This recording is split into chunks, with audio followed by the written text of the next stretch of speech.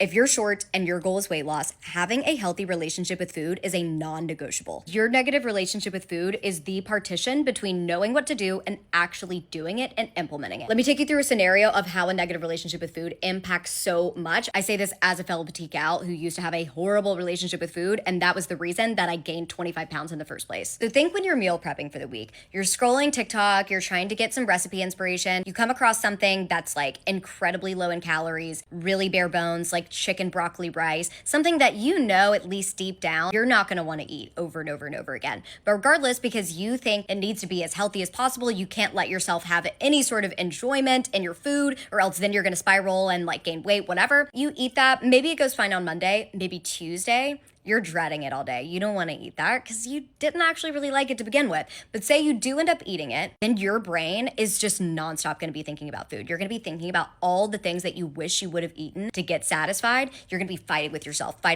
like, no, I can't. Finally, because motivation and discipline and willpower don't last forever, you're going to give in. And you're going to overeat or maybe even binge on the things that you've been trying to hold yourself off from. Cookies, sweets, whatever it is. And then instead of being able to objectively look at what just happened, you're going to go, oh my God, I'm just so pissed at myself. Why did I do that? I just ruined all my progress. Then that guilt and shame is going to keep you in the same cycle again. You're gonna be like, okay, well, I ruined the day, so I might as well go balls to the walls for the rest of the day. Or God forbid it's on a Friday. And so then you go, F it, it's the weekend. I'm gonna do whatever I want and start fresh Monday. Then you have an entire like 2-3 days of eating really poorly. But instead of making a change that would actually help you on your fat loss journey, you're gonna go, I need to really pay penance for the day or the weekend that I just had. I'm gonna try to be even leaner. I'm gonna try to cut my calories even further. Then you're just perpetually in this cycle and you keep telling yourself, I know what to do. I know that I need to eat healthy. I know that I need to work out. Why can't I just do it? And it's because of your relationship with food. It is blocking you from being able to look at the situation clearly and implement changes that will actually stick. That's why my short girl fat loss method prioritizes relationship with food almost really above all else. Because since we are short, we have fewer calories to play with to be in a calorie deficit. And so we don't have the calories to waste on things that we're indulging because of a negative relationship with food. And any sort of changes